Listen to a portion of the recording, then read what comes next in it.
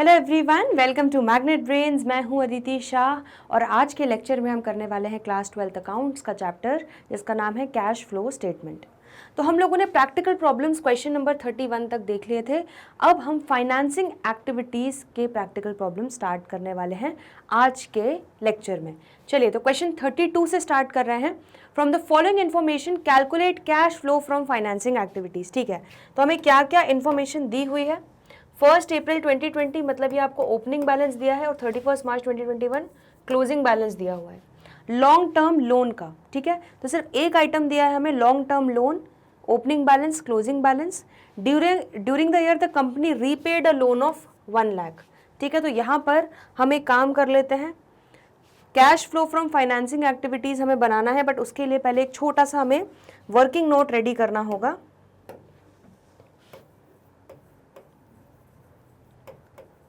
तो working note हम बना लेते हैं लॉन्ग टर्म लोन का लेजर अकाउंट।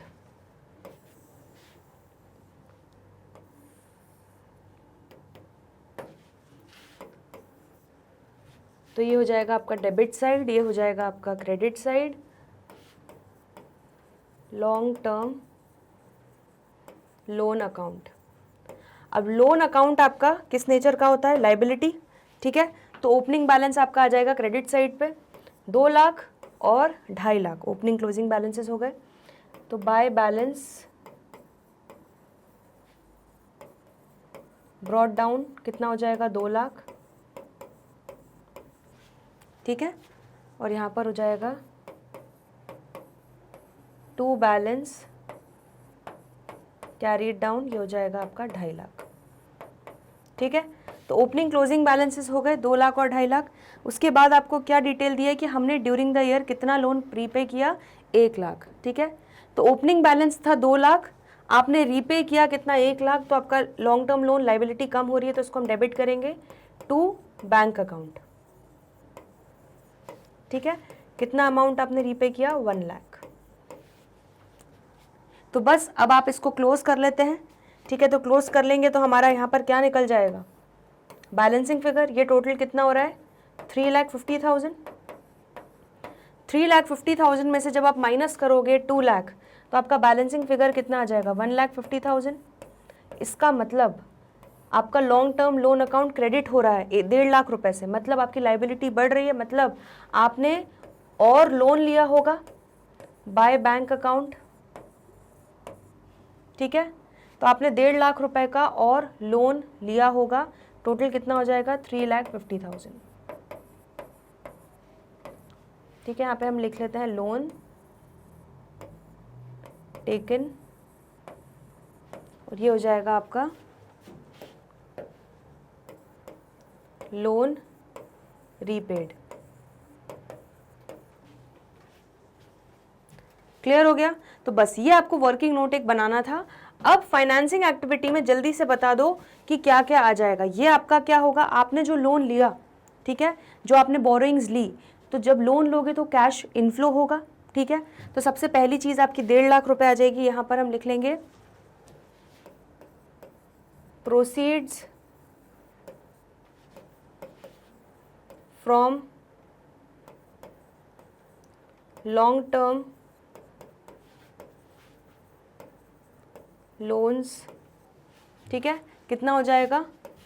1,50,000। ये आपका है वर्किंग नोट नंबर 1 में। क्लियर हो गया? ये आया था हमारा क्या? Balancing figure. देन ये एक आपका आइटम होगा। दूसरा आपका कैश फ्लो कहाँ हो रहा है? 1 लाख जो आपका लोन रीपे किया, तो जो लोन रीपे किया उसके लिए आपका कैश आउटफ्लो हो रहा होगा, तो यहाँ पे लिख देंगे repayment of long term loan.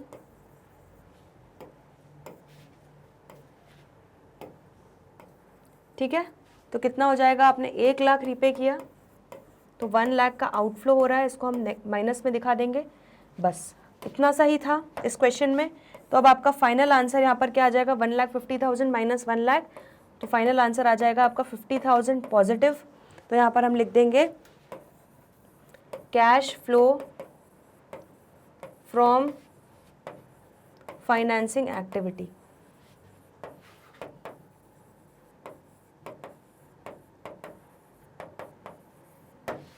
ठीक है, क्लियर हो गया इतना? आंसर चेक कर लेते हैं। Cash flow from financing activity 50,000। तो क्वेश्चन 32 हमारा कंप्लीट होता है। जल्दी से नोट कर लो, इसमें कोई डाउट हो तो पूछ लो। ये आपका मेन सोल्यूशन हो गया और ये आपका वर्किंग नोट हो गया।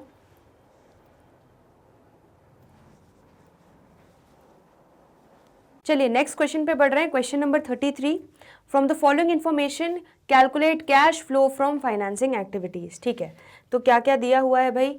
यहाँ पर हमें दिए हुए हैं सारे ओपनिंग बैलेंसेस 31 मार्च 2020 के, और ये 31 मार्च 2021 के हो जाएंगे क्लोजिंग बैलेंसेस। तो इक्विटी शेयर कैपिटल 9 लाख था, 10 लाख हो गया, मतलब आपने 1 लाख का इक्विटी शेयर कैपिटल इशू किया है। ठीक है, देन सिक्योरिटी प्रीमियम रिजर्व 2,50,000 था, 2,60,000 हो गया, मतलब आपने जो शेयर कैपिटल इशू किया है उसको एट प्रीमियम इशू किया है, तो ये भी हमें कंसिडर करना पड़ेगा। 12% डिबेंचर्स 1.5 लाख के थे, अब 1 लाख के ही बचे, मतलब आपने 50,000 के डिबेंचर्स जो है वो रिडीम कर दिए हैं। आ रहा है समझ में? तभी आपका कम हो गया 12% डिबेंचर्स। एंड एडिशनल इन्फॉर्मेशन में दिया हुआ है इंटरेस्ट पेड ऑन डिबेंचर्स ₹18,000। आ रहा है समझ में? तो बड़ा ही आसान सा क्वेश्चन है, इसमें कुछ भी कॉम्प्लेक्स दिख नहीं रहा। तो सबसे पहले हम ले लेंगे, ये हमारा फॉर्मेट बना हुआ है, इसमें हम लिख लेंगे proceeds from issue of equity share capital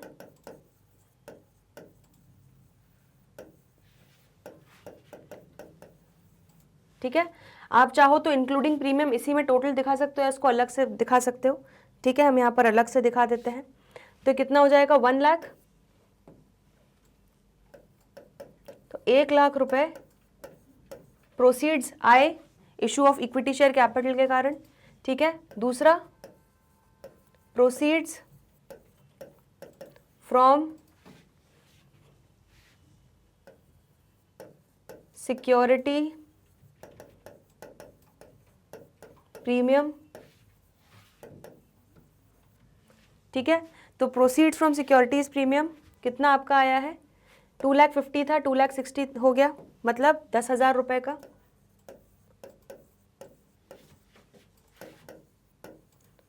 security premium reserve.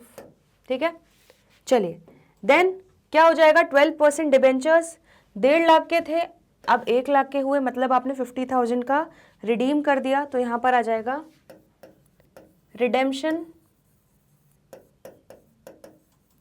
Of 12% debentures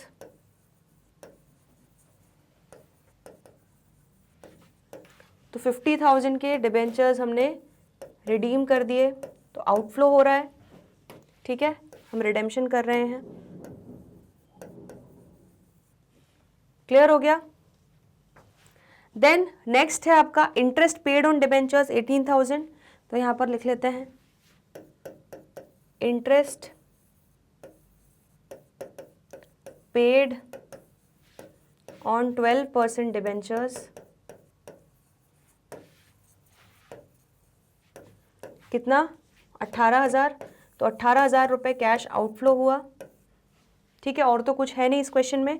तो अब जल्दी से हम इसको कंक्लूड कर लेंगे और फाइनल आंसर निकाल लेंगे। तो कितना हो जाएगा? 1 लाख का इनफ्लो प्लस 10,000 का इनफ्लो माइनस 50,000 माइनस 18,000, तो आपका बचेगा कितना? 42,000। तो 42,000 क्योंकि पॉजिटिव में आंसर आ रहा है, प्लस में आंसर आ रहा है, तो हम यहाँ पे लिख देंगे cash flow from financing activity.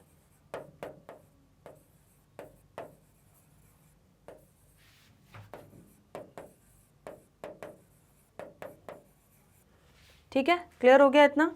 Answer check कर लेते हैं। Cash flow from financing activities 42,000, perfect answer आ गया। जल्दी से नोट कर लो, कोई डाउट हो इस क्वेश्चन में तो पूछ लो।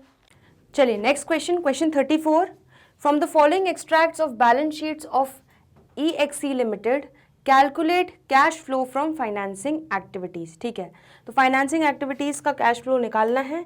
हमें क्या क्या दिया हुआ है? हमें दिया हुआ है ओपनिंग बैलेंसेस 31 मार्च 2020 के एंड 31 मार्च 2021 के क्लोजिंग बैलेंसेस। ठीक है, इक्विटी शेयर कैपिटल का opening closing balance, 10% preference share capital का, security premium reserve and 12% debentures. Additional information दिया है, इक्विटी शेयर्स जो इशू किए गए हैं वो हमने इशू किया है 31 मार्च 2021, मतलब ईयर एंड पर इशू किए हैं। ठीक है, तो जो भी डिविडेंड कैलकुलेट करना होगा वो हमें ओपनिंग बैलेंस पे ही कैलकुलेट करना पड़ेगा, क्योंकि जो भी एक्स्ट्रा हमने शेयर्स इशू किए हैं वो हमने ईयर एंड पे इशू किए हैं, तो उस पर कोई भी इंटरेस्ट कैलकुलेट नहीं होगा। ठीक है, interim dividend on equity shares was paid at 15%। ठीक है, ये हमें डिविडेंड का रेट दे दिया गया है। Preference shares were redeemed on 31 March 2021 at a premium of 5%। Premium paid was debited to statement of profit and loss. तो हमने जो प्रेफरेंस शेयर्स रिडीम किए हैं उनको रिडीम किया है eight a premium of 5%। 12% debentures of face value 1 lakh were issued on 31 March 2021। तो हमने जो डिबेंचर्स इशू किए हैं 1 लाख रुपए के, वो भी हमने ईयर एंड पर इशू किए हैं। तो ये सारी आपको डिटेल्स दी हुई हैं। ठीक है, तो ये एक हमने cash flow from financing activities का फॉर्मेट रेडी करके रखा है।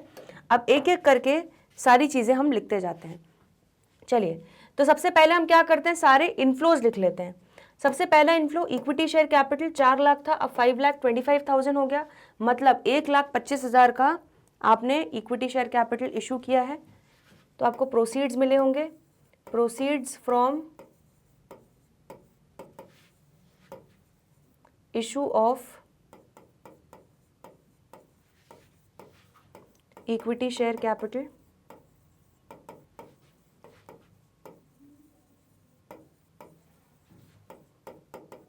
कितना हो जाएगा, 1,25,000।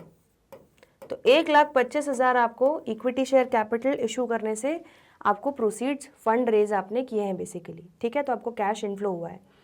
10% प्रेफरेंस शेयर कैपिटल ये आपका कम हो रहा है, मतलब आपने रिडीम किया है, तो अब ये आउटफ्लो में कंसिडर करेंगे। सिक्योरिटी प्रीमियम रिजर्व, तो सिक्योरिटी प्रीमियम रिजर्व 1 लाख था, अब कितना हो गया, 2,25,000 हो गया। ठीक है, इसका मतलब ये भी 1,25,000 से आपने प्रीमियम पे इशू किया है। तो यहाँ पर लिख देंगे प्रोसीड्स फ्रॉम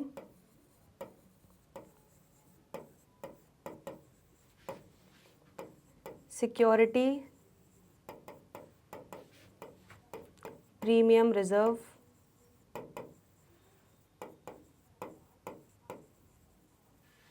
ठीक है, तो 2,25,000 हो गया है, 1 लाख था तो 1,25,000 आपको प्रीमियम भी आपने रिसीव किया है।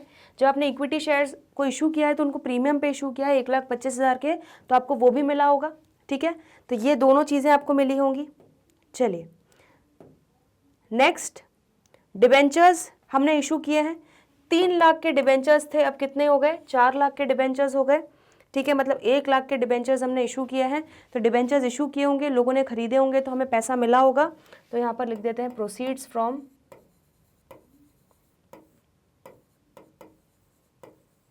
इशू ऑफ, कितना इंटरेस्ट है डिबेंचर्स का, 12% ऑफ 12% डिबेंचर्स। ठीक है, तो ये आपका कितना हो जाएगा, 1 लाख। क्लियर हो गया इतना। चलिए नेक्स्ट, इक्विटी शेयर्स जो भी इशू किए थे वो हमने 31 मार्च पे इशू किए हैं, ईयर एंड पे इशू किए हैं। ठीक है, तो हमें डिविडेंड जो है वो ओपनिंग बैलेंस पे निकालना है। सिमिलरली हमने जो 12% डिबेंचर्स इशू किए हैं 1 लाख रुपए के, वो भी हमने ईयर एंड पे इशू किए हैं, तो हमें जो इंटरेस्ट ऑन डिबेंचर्स निकालना है वो भी ओपनिंग बैलेंस पे ही निकालना होगा। आ रहा है समझ में इतना, क्लियर हो गया। चलो, तो interim dividend on equity shares was paid at the rate 15%। तो यहाँ पर लिख लेते हैं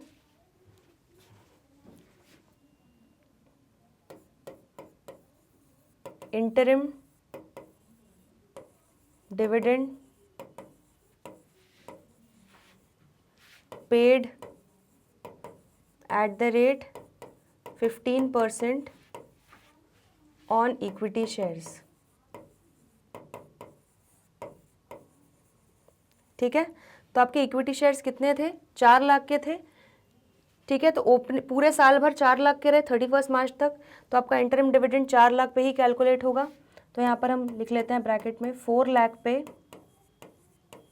15% निकाल लेते हैं, कितना हो जाएगा ये आपका, 4 लाख पे 15% आपका आ जाएगा 60,000। तो 60,000 आपने इंटरिम डिविडेंड पे किया, तो ये आपका क्या हो जाएगा, कैश आउटफ्लो। क्लियर हो गया इतना? देन प्रेफरेंस शेयर्स को हमने रिडीम किया on 31 March 2021 at a premium of 5%।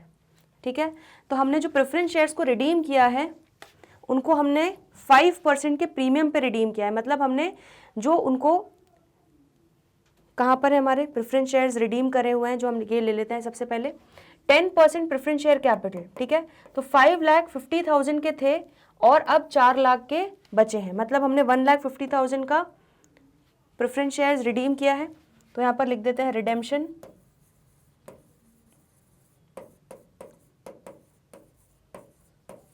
Of 10% preference shares. ठीक है, तो 1,50,000 के प्रेफरेंस शेयर्स हमने क्या करे हैं, रिडीम किए हैं।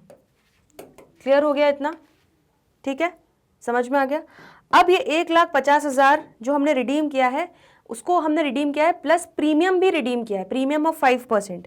ठीक है, प्रीमियम पे रिडीम किया है। तो यहाँ पे हम प्रीमियम को चाहे तो आप यहाँ पर टोटल ऐड करके दिखा सकते हो या अलग से दिखा सकते हो। हम यहाँ पर अलग से दिखा रहे हैं। तो प्रीमियम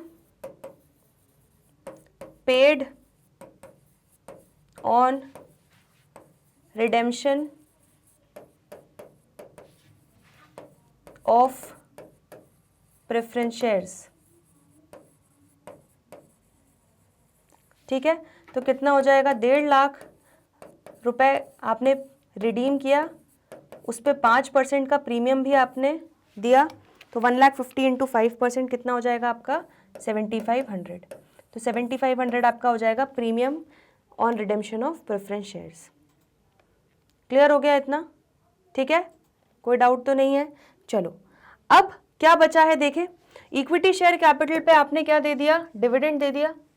प्रेफरेंस शेयर कैपिटल पे आपको डिविडेंड देना पड़ेगा, क्योंकि अगर आपने इक्विटी शेयर पे दिया है तो डेफिनेटली प्रेफरेंस शेयर पे भी दिया होगा, क्योंकि सबसे पहले हम प्रेफरेंस हमेशा प्रेफरेंस शेयर कैपिटल वालों को मिलती है, प्रायोरिटी इन लोगों को मिलती है, उसके बाद ही इक्विटी शेयर वालों को मिलता है। तो अगर इक्विटी शेयर वालों को मिला है मतलब डेफिनेटली इनको भी मिला होगा। तो प्रेफरेंस शेयर कैपिटल आपका ओपनिंग बैलेंस पे ही हो जाएगा। ठीक है, यहाँ पर भी हम मान के चल रहे हैं कि ईयर एंड पे रिडीम कर रहे हैं, तो 5,50,000 पे आप निकाल लो 10%। तो यहाँ पर लिख देंगे हम dividend paid on 10% preference shares. तो 5,50,000 पर 10% का डिविडेंड देंगे तो ये कितना हो जाएगा 55,000। ठीक है, और क्या बचा अब आपका 12% डिबेंचर्स। ठीक है, तो डिबेंचर्स पे भी 12% का इंटरेस्ट दिया होगा। तो क्योंकि हमने ये मान के चल रहे हैं, यहाँ पे आपको दिया हुआ है कि ईयर एंड पे आपने डिबेंचर्स इशू किए हैं, तो हमारा पूरे साल ओपनिंग बैलेंस 3 लाख ही रहा होगा। तो 3 लाख पे आप इंटरेस्ट कैलकुलेट करोगे 12% से। तो यहाँ पर लिख लेते हैं इंटरेस्ट पेड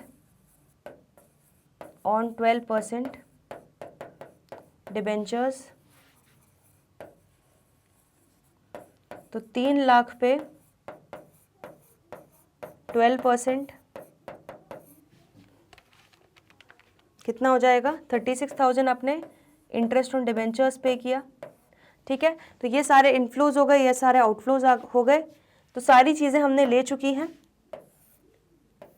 आपको ये चीज़ समझनी होगी, भले ही डिविडेंड ऑन प्रेफरेंस शेयर्स या इंटरेस्ट ऑन डिबेंचर्स नहीं दिया है, लेकिन ये आप अज्यूम करके चलोगे कि ये पे किया हुआ है। ठीक है, क्योंकि यहाँ पर आपको इंटरेस्ट रेट या डिविडेंड का रेट दिया हुआ है, तो वो आपको कैलकुलेट करके एज आउटफ्लो दिखाना पड़ेगा।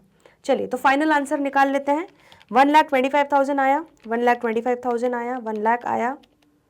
ठीक है, टोटल आ गया 3,50,000 minus 60,000 minus 1,50,000 minus 7,500 minus 55,000 minus 36,000। तो कितना बचा आपके पास 41,500। तो 41,500 आपका पॉजिटिव में आंसर आ रहा है, तो लिख देंगे cash flow from financing activities. Clear हो गया इतना? ठीक है, तो आंसर चेक कर लेते हैं, हमारा आंसर बिल्कुल परफेक्ट आ गया। Cash flow from financing activities 41,500। जल्दी से नोट कर लो इसका सोल्यूशन, कोई भी डाउट हो तो पूछ लो इस क्वेश्चन में। आगे बढ़ रहे हैं नेक्स्ट क्वेश्चन पे, एक क्वेश्चन और देख लेते हैं, question number 35। From the following information calculate cash flow from investing and financing activities. तो इस क्वेश्चन में अभी तक इन्वेस्टिंग एक्टिविटी सीखी थी, वो तो करना ही है, प्लस अभी जो फाइनेंसिंग एक्टिविटीज़ के क्वेश्चन कर रहे हैं उसका भी हमें इम्पैक्ट देखना है। चलिए, तो क्या क्या दिया हुआ है। 31 मार्च 2020 ओपनिंग बैलेंसेस दिए हुए हैं, 31 मार्च 2021 क्लोजिंग बैलेंसेस दिए हुए हैं। मशीनरी एट कॉस्ट दी हुई है, ठीक है, एट कॉस्ट, इसका मतलब डेफिनेटली डेप्रीसिएशन का अलग से मटका बन रहा है, और ये मटका किस नाम से लिखा हुआ है हमने, अक्यूमुलेटेड डेप्रीसिएशन। इसका ओपनिंग क्लोजिंग बैलेंस दिया हुआ है, कैपिटल दिया हुआ है, ओपनिंग क्लोजिंग बैलेंस मतलब वही हमारा शेयर कैपिटल है बेसिकली। बैंक लोन, ठीक है, बैंक लोन आपका कितना दिया हुआ है, ओपनिंग क्लोजिंग बैलेंस दिया हुआ है, ठीक है। आगे क्या बता रहे हैं, during the year a machine costing 10,000 was sold at a loss of 2,000। Depreciation on the machinery charged during the year amounted to ₹6,000।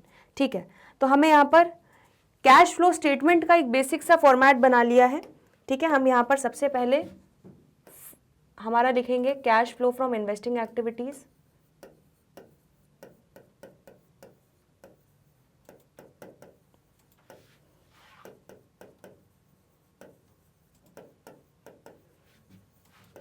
ठीक है। तो cash flow from investing activities के लिए हमें सबसे पहले क्या करना होगा, हमें वर्किंग नोट बनाना होगा, ठीक है। क्लियरली आप लोगों को समझ में आ रहा होगा कि हमें दो लेजर अकाउंट्स बनाने पड़ेंगे, एक मशीनरी का और एक अक्यूमुलेटेड डेप्रीसिएशन का। तो चलो जल्दी से बना लेते हैं इसको। यहाँ पर हम लिख लेते हैं वर्किंग नोट,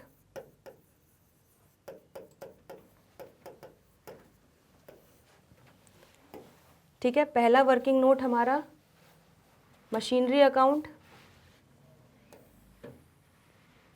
और ये हो जाएगा आपका accumulated depreciation account.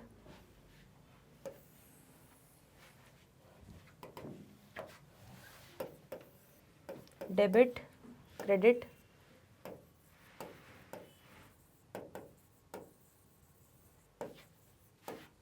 Second working note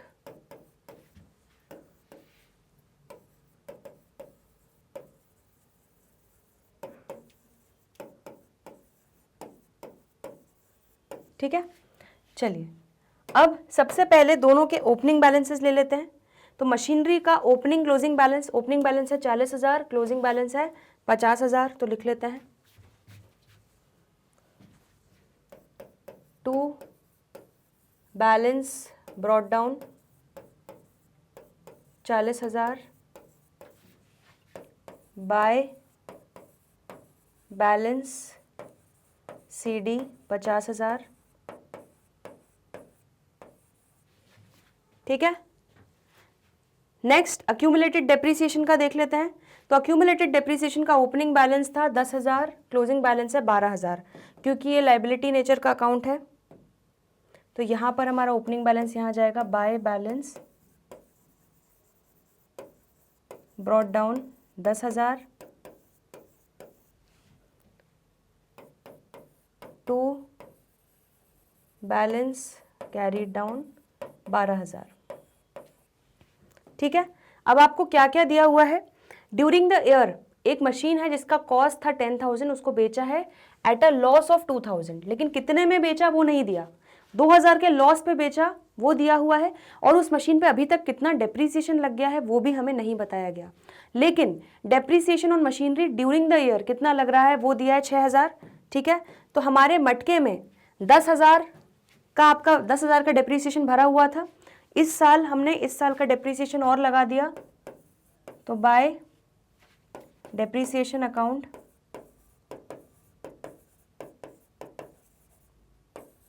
कितना 6,000, ठीक है। तो 6,000 का आपने डेप्रीसिएशन और लगा दिया।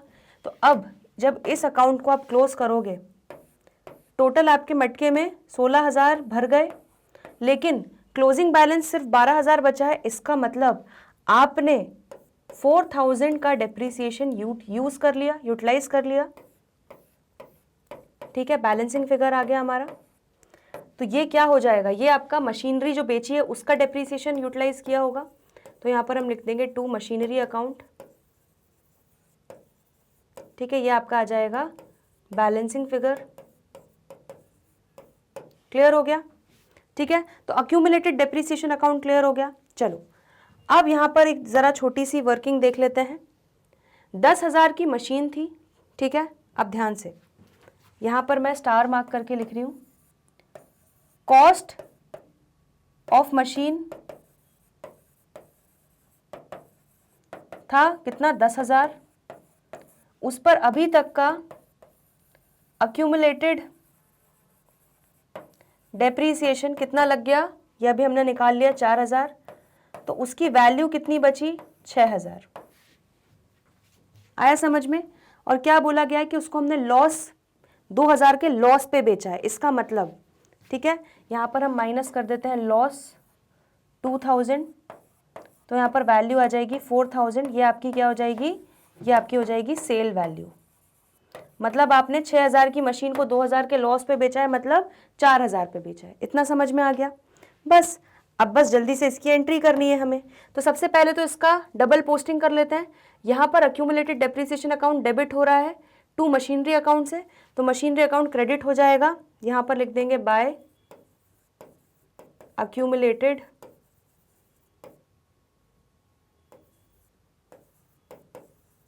डेप्रीसिएशन, ठीक है, कितना, 4,000। ये है आपका वर्किंग नोट नंबर 2 में, ठीक है। देन हमने निकाल लिया बाय बैंक अकाउंट, हमने मशीन कितने में बेची, 4,000 में बेची, ठीक है। और यहाँ पर आ जाएगा बाय P&L अकाउंट, ये हमारा जो लॉस में बेची है 2,000 के। क्लियर हो गया इतना, ठीक है। तो अब मशीनरी अकाउंट को क्लोज कर लेते हैं। आप चाहो तो यहाँ पे वर्किंग दिखा सकते हो, वैसे मैंने यहाँ पे स्टार मार्क करके आपको पूरी वर्किंग दिखाई हुई है कि हमारा सेल वैल्यू कैसे आया है, 4,000, ठीक है। मैं यहाँ पे लिख देती हूँ सेल। चलिए तो अब इसको हम ज़रा क्लोज करते हैं। ये कितना हो रहा है आपका, 4,000 प्लस 4,000 प्लस 2,000, ये आपका हो जाएगा 10,000 प्लस 50, कितना हो जाएगा, 60,000। तो 60,000 में से जब आप 40,000 माइनस करोगे तो यहाँ पर आपका बैलेंसिंग फिगर आ जाएगा 20,000। इसका मतलब क्या हुआ, इसका मतलब ये हुआ कि आपने 20,000 रुपये की मशीनरी खरीदी होगी, तभी मशीनरी अकाउंट डेबिट हो रहा है हमारा टू बैंक अकाउंट। ये हो जाएगा आपका परचेज, ठीक है, ये हमारा हो जाएगा बैलेंसिंग फिगर। चलो जल्दी से मशीनरी अकाउंट और अक्यूमुलेटेड डेप्रीसिएशन अकाउंट नोट कर लो, इसमें कोई डाउट हो तो पूछ लो। दोनों वर्किंग नोट्स क्लियर है, ठीक है। चलो तो अब cash flow from investing activities में क्लियरली आपका क्या क्या आ जाएगा। तो मशीनरी अकाउंट में जो आपका सबसे पहले क्या हुआ है, आपने बेचा कितने में, 4,000 में, तो यहां पर हम लिख लेते हैं सबसे पहले inflows, proceeds from sale of machinery,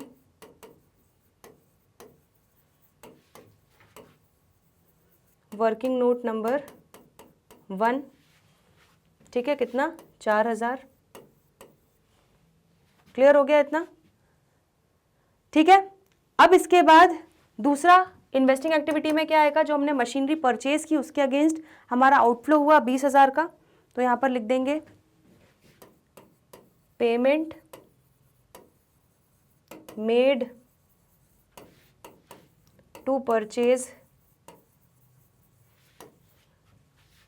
machinery,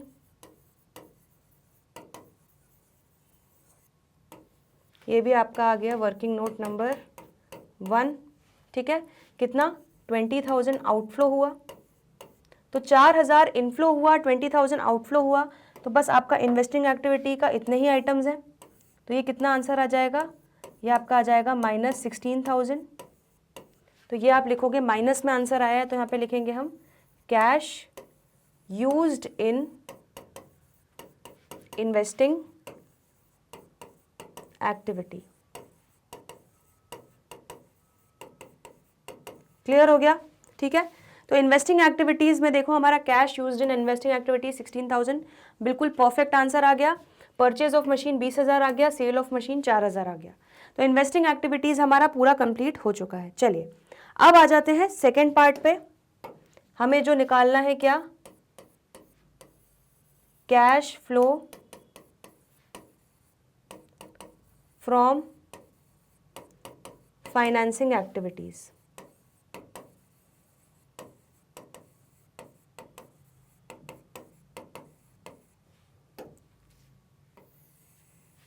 चलिए तो यहाँ पर सबसे पहले क्या दिया हुआ है, इसके लिए वर्किंग नोट्स की ज़रूरत है नहीं, डायरेक्ट आ जाएगा हमारा आंसर। ओपनिंग बैलेंस था 30,000, अब कितना हो गया कैपिटल का 35,000, मतलब हमने 5,000 का कैपिटल इशू किया है। तो जो कैपिटल इशू किया होगा उसके अगेंस्ट हमें क्या मिला होगा, प्रोसीड्स मिला होगा। तो यहाँ पर लिख लेंगे proceeds from issue of capital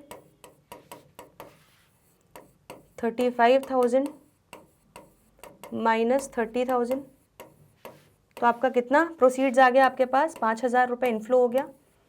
ठीक है। बैंक लोन, तो बैंक लोन था 10,000, अब कुछ भी नहीं है, इसका मतलब ये पूरा का पूरा लाइबिलिटी 10,000 का लोन आपने चुका दिया है, पे कर दिया है। तो यहाँ पर लिख देंगे रीपेमेंट ऑफ बैंक लोन। ठीक है। तो ये 10,000 को आप कैसे दिखा दोगे, आउटफ्लो दिखा दोगे कि 10,000 का आउटफ्लो हो गया बस। तो फाइनेंसिंग एक्टिविटीज़ में यही दो आइटम्स थे, तो क्लियरली इसको अब हम क्लोज कर लेंगे। तो 5,000 आया, 10,000 गया, तो ये भी आपका आंसर क्या हो जाएगा, 5,000 माइनस में आ जाएगा, नेगेटिव। ठीक है। तो यहाँ पर हम आंसर लिख देंगे cash used in financing activities. तो यहाँ पर भी कैश यूज हुआ है, क्यों, क्योंकि नेगेटिव में आंसर आया है। पॉजिटिव में होता तो हम लिखते कैश फ्लो फ्रॉम। ठीक है। चलिए तो यहाँ पर cash used in financing activities आपका कितना हो जाएगा, 5,000। क्लियर हो गया इतना। चलिए तो अब ये पूरा सोल्यूशन हो चुका है हमारा इस क्वेश्चन का। जल्दी से नोट कर लीजिए, कोई भी डाउट हो इसमें तो पूछ लो। सबसे पहले हमने बना लिया कैश फ्लो स्टेटमेंट, जिसमें हमने cash flow from investing activities भी दिखाया है, cash flow from financing activities भी दिखाया है। और cash flow from investing activities में जो हमें आइटम्स चाहिए थे उसके लिए हमें थोड़ी मेहनत करनी पड़ी, वर्किंग नोट्स बनाने पड़े। तो हमने मशीनरी अकाउंट और अक्यूमुलेटेड डेप्रिसिएशन अकाउंट बनाकर बैलेंसिंग फिगर्स, मिसिंग फिगर्स निकाला है।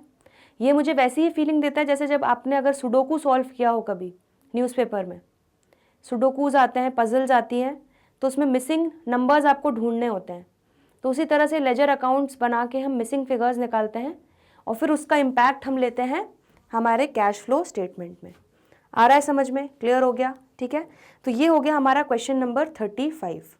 तो आई होप आज हमने जो भी क्वेश्चंस डिस्कस किए वो आपको अच्छे से समझ में आ गए हैं। कोई भी डाउट हो, दिक्कत हो, परेशानी हो, कमेंट सेक्शन में पूछना नहीं भूलना है, बिल्कुल पक्का पक्का पूछना है। ठीक है, क्योंकि आपके वो सारे डाउट्स डिस्कस होंगे हमारे लाइव डाउट सेशंस में। तो आज के लिए इतना ही, बाकी के जो भी क्वेश्चंस हैं करेंगे आने वाले अगले लेक्चर्स में। जल्दी मिलते हैं ब्रेक के बाद, देखते रहिए मैग्नेट ब्रेन्स। तब तक के लिए गुड बाय।